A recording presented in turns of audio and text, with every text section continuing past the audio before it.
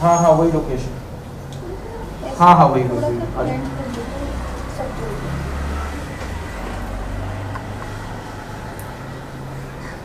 बहुत खराब तो लगेगा बेटा, अब वो हटा दो, वो हटा दो।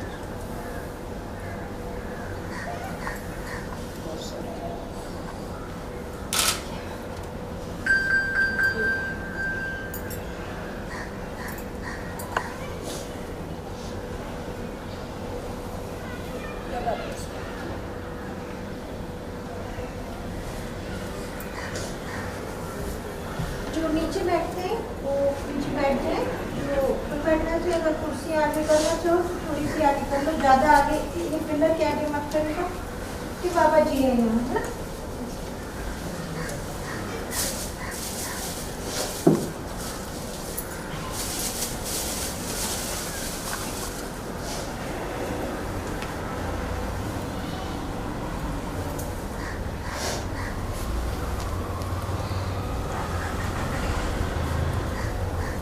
और आप जो हैं, आप यहाँ और आप लोग यहाँ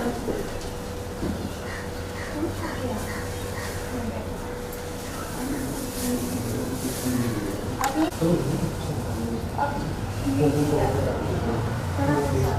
अब नीचे काउंटर की बड़ा कर सकते हैं।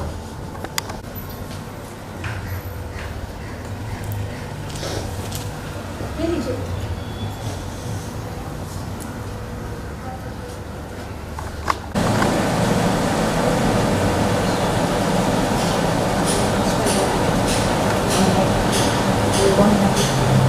ले भाई।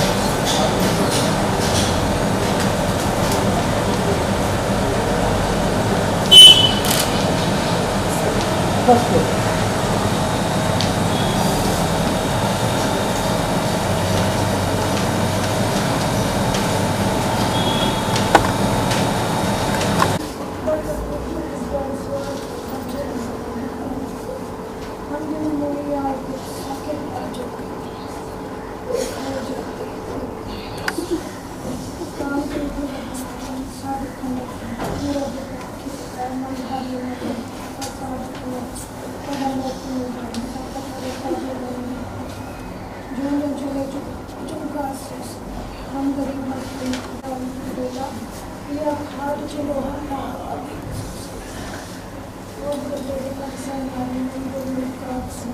चलिए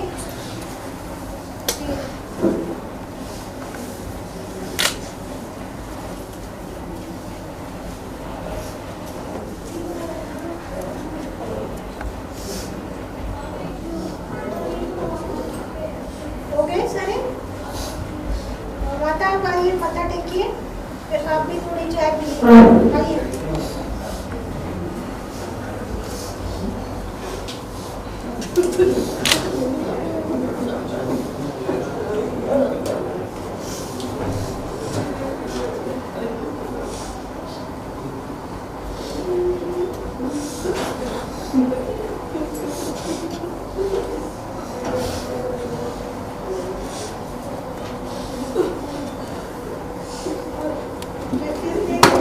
ले लिए कपड़े सुखा करके साफ कपड़े लौटा सुखासन हो गया अपने पास।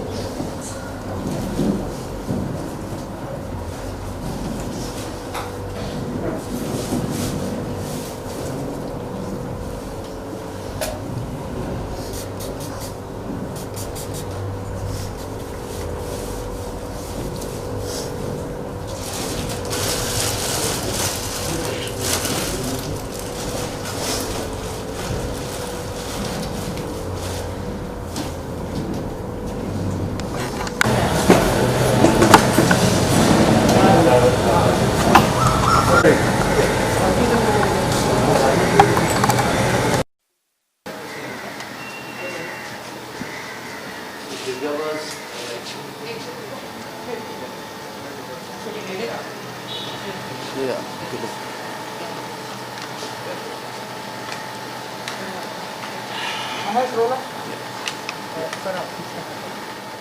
Yeah, Divya was like sister to me. और इस इंडस्ट्री में मुझे शायद वही एक थी जो मुझे सपोर्ट कर रही थी, और मुझे इस इंडस्ट्री में लाने वाली दिव्या है, मुझे मुंबई में लाने वाली दिव्या है।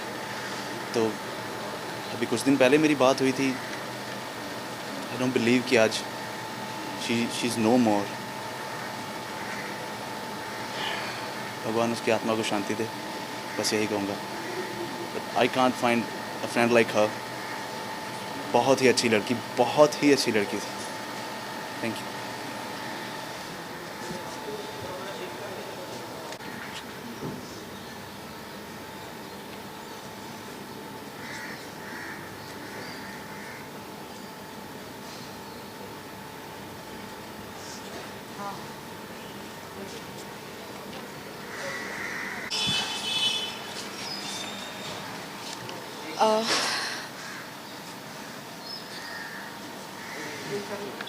I know Divya is a very, very strong girl, and she was strong till end. She was fighting. I just wanna say that I'm very, very proud of her. I'm gonna miss her.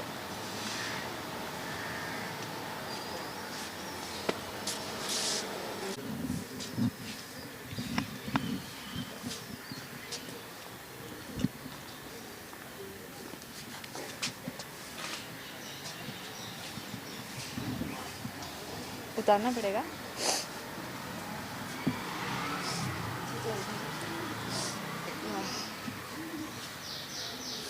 Mask पहने रखूं, उतार दूं? पहने रखती है, छोड़ो। Ready.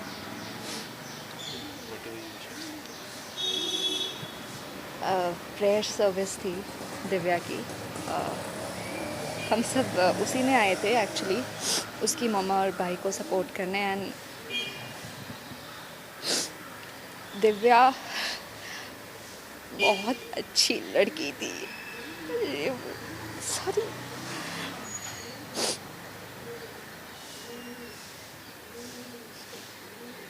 बहुत अच्छी लड़की थी Divya.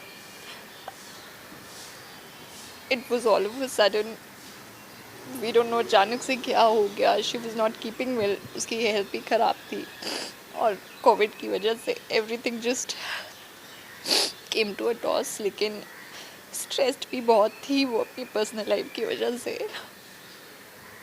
But I am very sure कि अब वो जहाँ है बहुत ही, she is happy now. And I really wish may her soul rest in peace, and all my condolences to her family, उसके मम्मा और भाई को। I met them. That's it, thank you.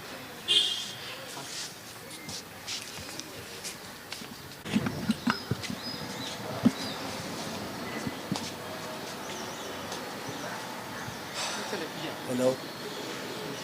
Divya मेरी बहन जैसी थी।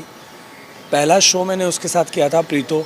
मेरा पहला शो उसके साथ था, और पहले दिन से हम बहुत ही अच्छे दोस्त और भाई बहन वाला रिश्ता हो गया था। मेरे पास तब गाड़ी नहीं होती थी, तो उसने मुझसे बोला था कि पवई से तू अंधेरी कैसे आएगा, आजा मेरे साथ बैठ जा, मैं तेरे को ड्रॉप कर देती हूँ।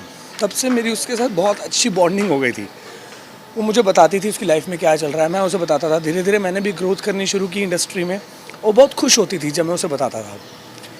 वो जब इस घटिया इंसान से शादी हुई उसकी, गगन से, तो मैं उसको बोलता था ये इंसान ठीक नहीं है दिव्या। तो कहती थी मैं प्यार करती हूँ, मैं इसे ठीक कर दूँगी। लेकिन मुझे ये नहीं पता था कि वो इसे इतना मारता था, इतना उसे टॉर्चर करता था। वो इंसान जहाँ भी हो ना, उसे छोड़ना नहीं, उसे मरना ही पड़ेगा, उसे छोड़ना नहीं कहीं। Thank you.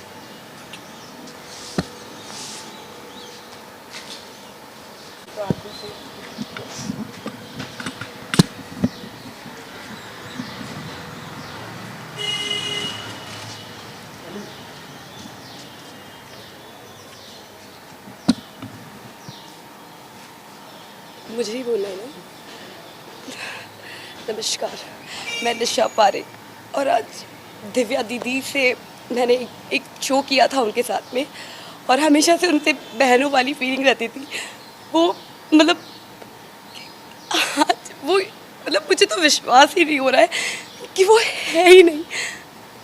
बहुत सी चीज़ें उन्होंने मुझसे शेयर की थी, हर बार मैंने उन्हें सब कुछ समझाया और मैं हमेशा उनके साथ में रहती थी कि दीदी आप प्लीज़ अपना डिसीजन चेंज कर लो, बदल जाओ, सब कुछ सही हो जाएगा। लेकिन पता नहीं कुछ भगवान कुछ अलग ही था। बहुत ज़्यादा अच्छी थी, बहुत ही ज़्यादा, हमेशा सजना संवरना, हमेशा खुश रहती थी, हर टाइम हंसती रहती थी, सेट पे भी हमेशा मस्ती करती थी, कुछ भी बोलो उसको नाराज़ होती थी लेकिन सबको मनाने आ जाती थी हमेशा सेट पे। बहुत मतलब मुझे समझ नहीं आ रहा कि मैं कहाँ ढूंढूं उनको और कैसे।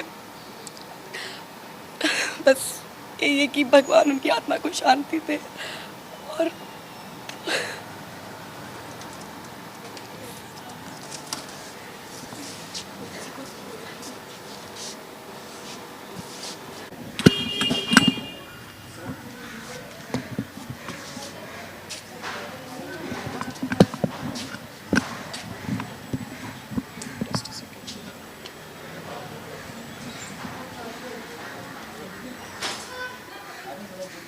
You want to ask something कि मैं खुद ही बोलूँ?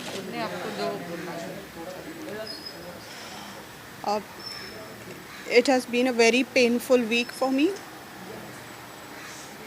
Divya was one of my first friends in Mumbai.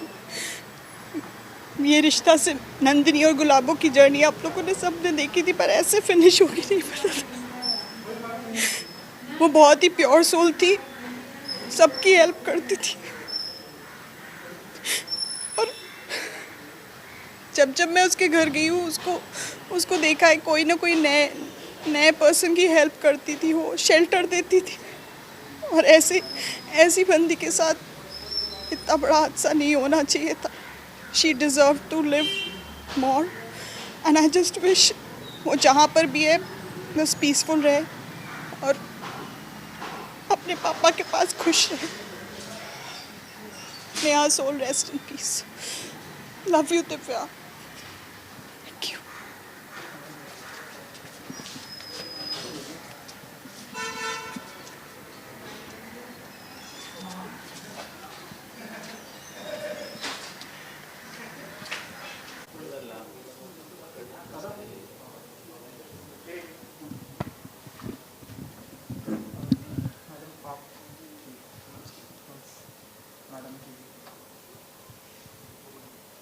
बस मैं इतना कहना चाहूँगी कि मुझे अपनी बेटी के लिए इंसाफ चाहिए।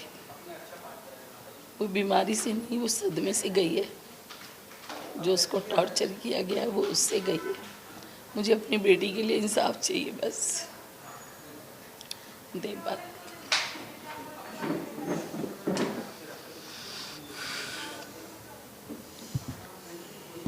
इतनी पॉजिटिव लड़की होने के बाद अगर वो कोविड से गई है ना, तो मैं मान ही नहीं सकता।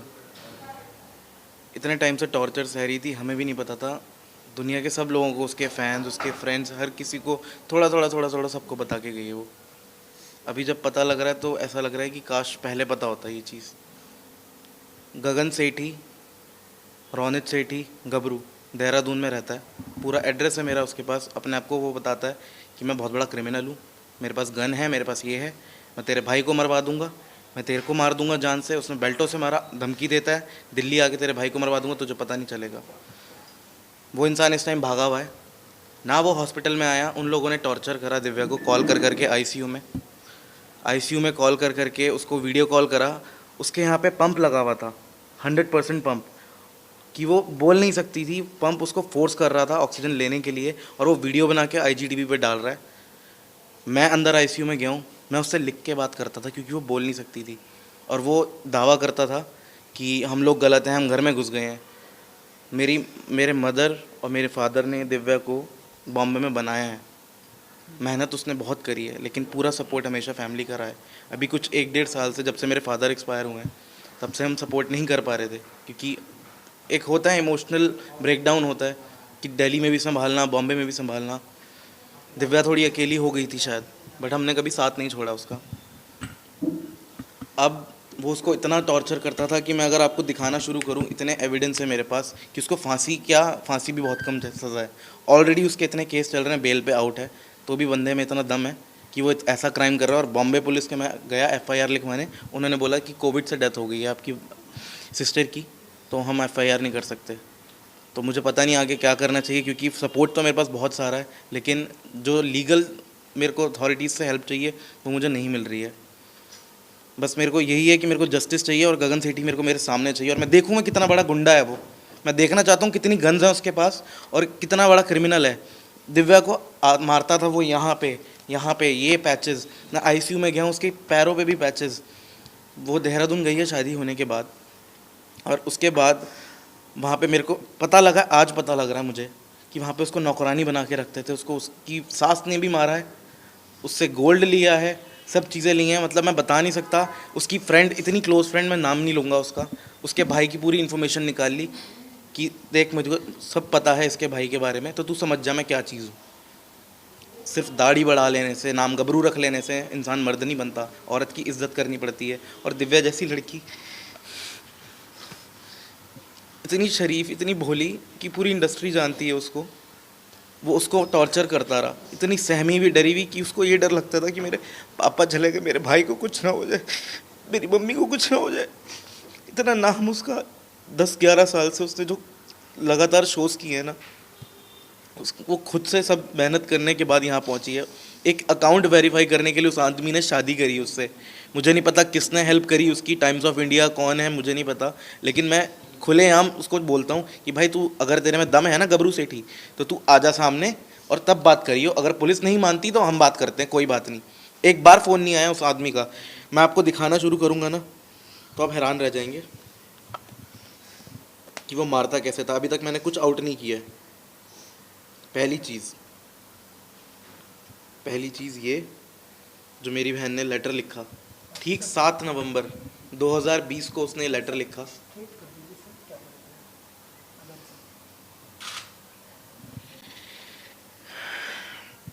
ये लेटर मुझे कबर्ड से मिला उसके। बहुत सारी बातें वो धीरे धीरे बताती थी, बच्ची थी ना, एज से बड़ा होने से हमेशा कुछ नहीं होता, मुझसे बड़ी थी बट दिमाग से वो बहुत बच्ची थी। मैं सब कुछ दिखाऊंगा धीरे धीरे। ये NC ओशीवारा थाने में, जो वो पहले ही करा के गई थी। मैं आपको ऑडियो भी सुनाऊंगा, बस ऑडियो भी है बट आप वो सुना नहीं पाएंगे, वो इतनी गंदी है। ये उसके घर का एड्रेस है।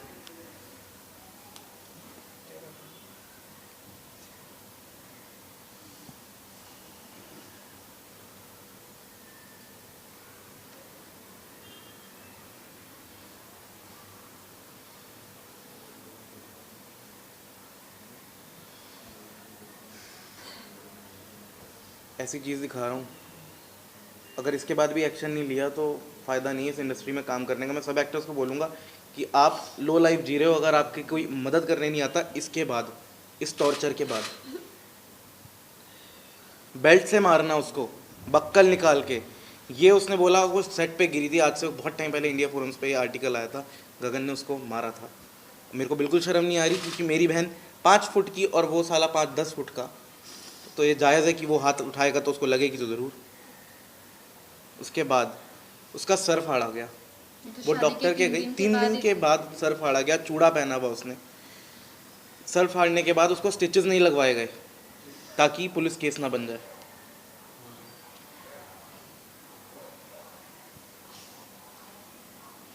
लोगों को बताती रही वो कि मेरे को, हमें नहीं बताया क्योंकि हम शायद कमज़ोर पड़ जाते और यहाँ आके एक्शन ले लेते कुछ।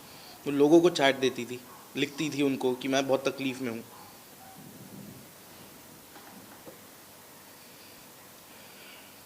और ये गगन सेठी ने एक बार नहीं कई बार लड़कियों के साथ फ्रॉड किया है। मेरे पास कई ऐसी बातें हैं, कई लोग ऐसे हैं जो मेरे को मैसेज करके बोलते हैं।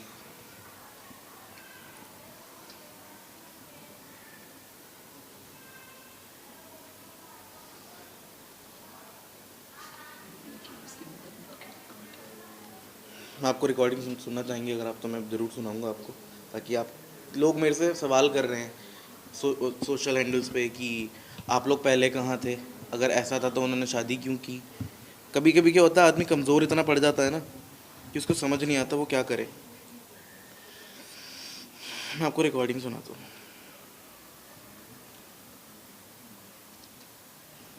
बात करने के तरीके से पता चल जाता है।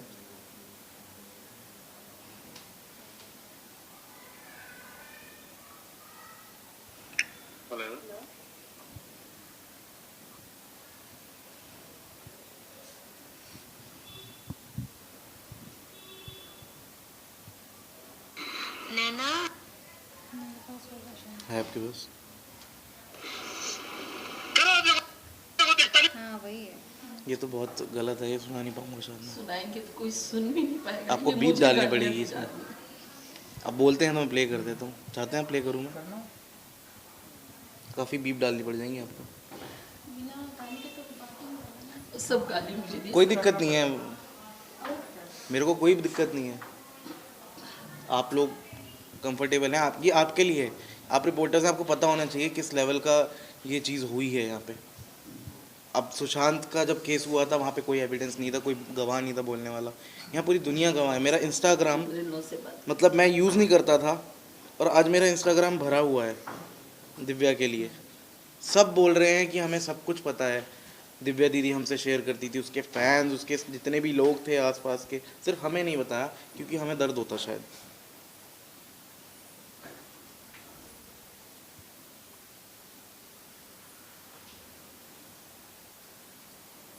ये उसने स्क्रीनशॉट हैं ये कुछ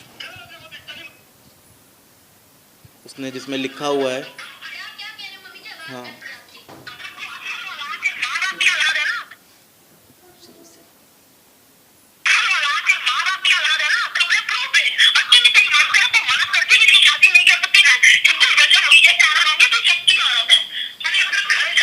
मैं शक्की औरत हूँ ना, कोई बात नहीं। मैं काम करती हूँ, मैं शक्की औरत हूँ ना, कोई बात नहीं मम्मी जी, कोई बात नहीं। मैं शक्की औरत, आज आप बोल रहे हो ना, कोई बात नहीं, कोई बात नहीं। ये अगर गलत निकले ठीक है, कोई बात नहीं मम्मी जी। मैं आपको सही बात है क्योंकि मैं गलत हुई नहीं कहीं भी। वो प्रूफ करने के लिए अपने आप को उसके वो लोग उसको ब्लेम करते थे क्योंकि वो इंडस्ट्री से बिलोंग करती है, जबकि पूरी इंडस्ट्री जानती है कि दिव्या मारते हैं, ये मारते हैं, सब करते हैं, गालियां देते। दोबारा से ले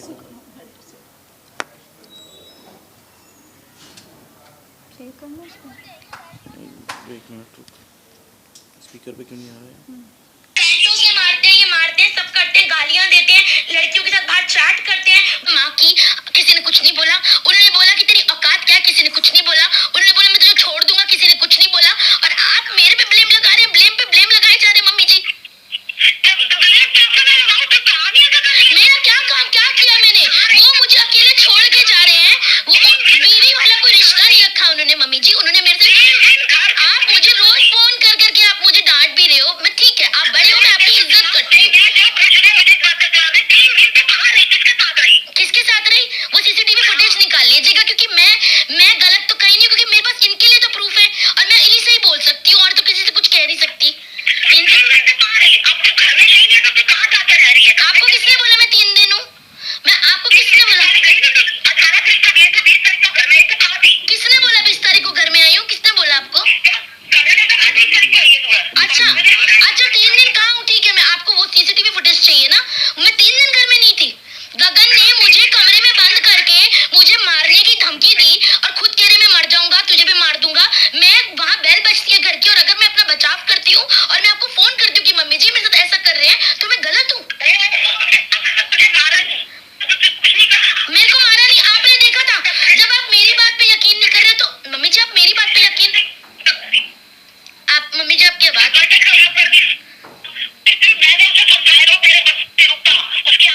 हाँ तो उन्होंने केक नहीं खिलाया मुझे, विश भी नहीं किया उन्होंने मुझे।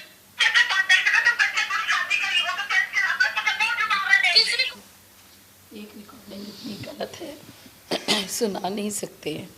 और बहुत सारी रिकॉर्ड्स हैं जिसमें कि जूते चप्पल से मारा, बेल्ट से मारा। और दिव्या ने कभी हमें नहीं बताया कि मम्मी परेशान होंगी क्योंकि अभी पापा गए हैं तो मम्मी को बहुत दुख होगा कि उसने अपनी मर्जी से शादी करी। आज हमें पता चला कि शादी भी ज़बरदस्ती धमकी देके कि तेरे भाई को मरवा दूंगा तब शादी करी है उससे, सिर्फ वेरीफाई काउंट करने के लिए।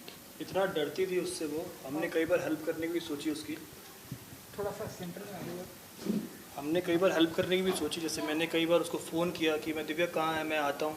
उसने इतना डरती थी उससे, उसने मुझे आज तक, इतना क्लोज फ्रेंड था, उसने आज तक मुझे अपना घर का एड्रेस नहीं बताया 2 साल से, ताकि मैं उसके घर पे आके उसकी हेल्प ना कर पाऊँ। इतना गगन से डरती थी वो। मम्मी पापा नहीं आ पाए, ना चिंटू आ पाया घर पे, इतना डरा के रखा था उसने उसको। वो घर जो मैंने बनाया, दिव्या को सेटल किया, मेरा बेटा मुंबई आया ऑफिस के काम से, गगन ने कह दिया वो घर में नहीं आएगा। मेरा बेटा 10 दिन होटल में ठहरा।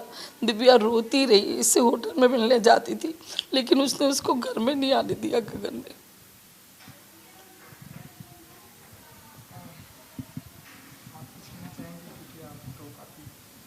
मैं काफ़ी कुछ ऑलरेडी कह चुकी हूँ, एंड आई थिंक जिसकी माँ ऐसी हो तो उस बच्चे से क्या उम्मीद कर सकते हैं, ऐसी वाली बात है। अभी मैं कुछ ऐसा बोल दूँगी जो शायद मुझे बोलना नहीं चाहिए हो, इसलिए मैं चुप बैठी हूँ। बट ये एक्चुअली हर एक लड़की के लिए मैं कहना चाहूँगी। दिव्या तो हमारे बीच में नहीं रही, पर जितने उसके फैंस या उसने जिन जिन लोगों को ये सब बारे में, मुझे कभी दिव्या ने ये सब नहीं बताया, क्योंकि उसको बहुत अच्छे से पता था कि अगर मैंने देवों को बोल दिया तो पूरी दुनिया एक तरफ हो जाती, और मैं सिर्फ गगन से एक बार ही मिली हूँ। और अगर उस दिन मुझे एक्चुअली पता होता ना कि गगन दिव्या के साथ क्या कर रहा है, मैं ना आगे देखती ना पीछे देखती, मैं सोचती भी नहीं कि उसका मैं क्या हाल कर देती वहीं पे। And this is to you Gagan, गबरू, जो भी है बड़ा वाला, तो समझ ले तू क्या है। जितनी भी तूने ज़िंदगी में तेरी माँ बहन तूने गालियाँ दी भी नहीं होगी ना, वो सारी गालियाँ तू अपने लिए और अपने माँ के लिए एकदम संजोग के रख ले मेरे तरफ से। और जिस दिन तू मुझे दिख गया ना, तो बॉम्बे तो आना मत, कभी आना मत, क्योंकि यहाँ पे आएगा तो जेल में ही जाएगा। अभी तो जहाँ पे भी भाग के गया है ना, वहीं पे भाग के छुपा रहे। और क्या बोलते हैं ना, ऊपर की लाठी जब मार पड़ती है ना, लाठी की आवाज़ नहीं होती है। तो मतलब दिल से अगर किसी को आज मैंने बद्दुआ दी है ना, वो तुझे दी है।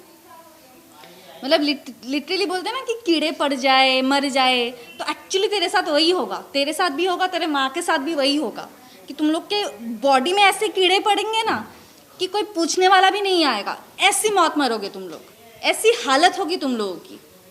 तुम लोगों ने ऐसी एक लड़की को टॉर्चर किया है ना, जो लड़की अपने दुश्मन को भी ना अगर बोले ना कि दिव्या मुझे एक रात के लिए खाना चाहिए, सोने की जगह चाहिए, वो वैसी लड़की थी। और तुम लोगों ने उस लड़की के साथ ऐसा किया है ना, तुम लोग तो कभी खुश रहोगे ही नहीं। तुझे क्या चाहिए था? पब्लिसिटी चाहिए थी, तुझे आइडेंटिटी चाहिए थी, तुझे बॉम्बे में काम चाहिए था। अब तू बॉम्बे में काम करके बता, अब तू बता मुझे इंडस्ट्री में काम करके, तू बता मुझे। गबरू सिंह और तेरी माँ, तुम लोगों ने जितनी प्लानिंग की ना दिव्या को लेके, अब तुम लोग बताओ। मैं तुमको ओपन चैलेंज कर रही हूँ, तुम आके बॉम्बे में काम करके मुझे बताओ। So the thing is, of course legally चीज़ें जाने के लिए वी नीड लीगल हेल्प। वहाँ पे I know due to Covid ये सब कुछ हुआ है, बट जो शुरुआत दिव्या करके गई थी, दिव्या को जब सबने कहा तो उसने जाके एनसी करवा दी थी। दैट मीन्स वो प्रिपेयर्ड हो रही थी इस चीज़ को लेके फ़ाइट करने के लिए। इस जो उसके साथ टॉर्चर हुआ है इतने सालों में, उसके अगेंस्ट वो जो स्टेप उठा के, क्योंकि मैं भी जब दिव्या से मिली, हम लोग बीच में बात नहीं कर रहे थे, काफ़ी साल बात नहीं हुई थी, because of this man only. क्योंकि जब दिव्या के लाइफ में ये आदमी आया था, तभी मैंने दिव्या को बोला था कि दिव्या ये आदमी मुझे सही नहीं लग रहा है। कुछ ही दिन के बाद मुझे पता चला कि वो एक रेपिस्ट है, उसके ऊपर एक रेप केस चल रहा है, जिसके लिए लास्ट ईयर भी वो जेल जाके आया है, 10 साल की सज़ा हो चुकी है, because of Divya and because of his some clients जो भी यहाँ पे थे इंडस्ट्री में, उनके आई गेस रिटन नोटिफिकेशंस के वजह से, लेटर के वजह से उसको बेल मिल गई है उस टाइम पे। बट तभी मैंने दिव्या को बोला था कि Divya this is not right and you are not doing right, और उसके वजह से वो अपने पूरे घर वालों के अगेंस्ट हो गई थी। जबकि मैंने और मेरे ऐसे 2-3 फ्रेंड्स हैं जिन्होंने देखा है कि आंटी अंकल ने एक्चुअली दिव्या के लिए क्या किया है। मतलब even I do have my mom right, but honestly I could say मेरी मॉम सब कुछ छोड़ा के मेरे साथ यहाँ पे ज़िंदगी भर नहीं रह सकती है, अपना काम छोड़ के वहाँ पे भाई है। But I have seen them कि वो कैसे पूरा दिल्ली का घर काम सब छोड़ के दिव्या के लिए यहाँ पे आके रहते थे लिटरली। और जब गगन के वजह से दिव्या वॉज द वन जिन्होंने आंटी और अंकल को घर से निकाल दिया था, इट वॉज बिकॉज ऑफ गगन। तो उसके बाद मैंने दिव्या से अपना रिश्ता तोड़ दिया था। एंड ऑफकोर्स बिकॉज ऑफ गगन, दिव्या भी बाकी और भी जितने फ्रेंड्स थे सबसे अलग अलग हो गए थे। फिर भी मुझे याद है लास्ट ईयर 1-2 बार मैंने दिव्या को बोला भी कि दिव्या तू आ जाना मेरे घर आ, will talk. But till then time I felt that she is happy, you know, इतने साल हो गए, मैंने कहा सब कुछ अच्छा ही होगा। सो बट 2-3 बार वो आई नहीं, आऊँगी बोल के, तो मुझे थोड़ा डाउट होने लगा। उसके बाद जब उसकी शादी हो गई तो मुझे कहीं ना कहीं लगा maybe I was wrong, the guy is good और सब कुछ ठीक है, अगर शादी कर लिए देन इट इज़ फाइन। वरना तो मुझे पहले दिन से पता था 1 नंबर का लुच्छा लफंगा है, उसको सिर्फ यूज़ करने के लिए वो आया है बॉम्बे। ये मुझे पहले डे 1 से, जब से वो फ़ोन पे बात करती थी, मुझे तब से पता था। बट उसने किसी की सुनी नहीं उस टाइम पे। एंड देन सडनली अभी 2 महीने पहले जब मैं उससे मिली, मैं खुद गई उसके घर गई मिलने के लिए, and Gagan was also there. तो वो अंदर ही रहता था, बैठा रहता था, ना दिव्या से कोई लेना देना, ना बात करता था। And I was like, Divya को मैंने पूछा सब ठीक है ना, क्या हो गया? Then she started telling me कि ऐसा हुआ वैसा हुआ, ये हुआ वो हुआ। बट ये मारपीट वाली चैप्टर तभी भी उसने मुझे नहीं बताई। देन फिर उसने मुझे बोला कि हम दोनों का डिवोर्स होने वाला है, उसको डिवोर्स चाहिए। मैंने कहा अच्छा। But she pretended as if like she is very strong now. और दोस्त ने मुझे बोला कि देवो तू जैसा मुझे चाहती थी ना मैं बन जाऊँ, मैं वैसे ही बन गई हूँ। अभी हम सोलो ट्रिप्स करेंगे, हम घूमेंगे, एंजॉय करेंगे, इनके पीछे अभी हम रोएंगे नहीं। मैंने कहा ओके वेरी गुड। तो कुछ दिन के बाद गगन चला गया देहरादून, जहाँ पे भी घर है। अभी देहरादून गया है, कहाँ गया है मुझे नहीं पता। वो दिव्या को बोल के गया कि वो जा रहा है। उसके पहले भी बीच में उसकी मारपीट वगैरह हुई है। तो मैंने दिव्या को तभी बोला कि दिव्या तू NC करवा दे, तू कंप्लेन क्यों नहीं करती है, FIR क्यों नहीं करती है? शी वॉज लाइक मैं करूँगी।